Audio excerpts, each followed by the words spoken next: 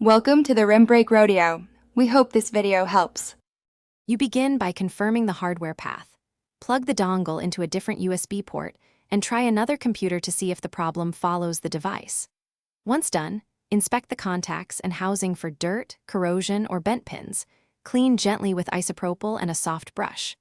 Make sure you have admin rights on the machine, the right drivers downloaded, and a USB extension cable or powered hub ready so you can rule out power and slot problems quickly.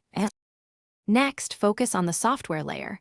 Open Device Manager and uninstall the dongle entry, choosing to remove drivers when prompted, then reboot so Windows or your OS clears cache settings. After restart, install the vendor-supplied driver or the OS's standard Bluetooth stack. Follow prompts and reboot again. While restarting, check the Bluetooth-related system services and set them to automatic.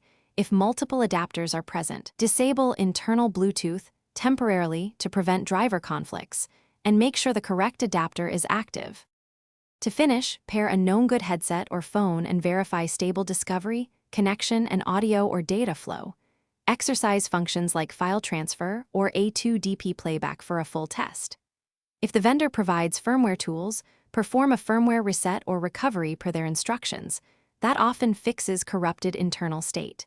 If issues remain, use a powered USB hub to rule out power problems, and when all else fails, replace the dongle. One key troubleshooting tip.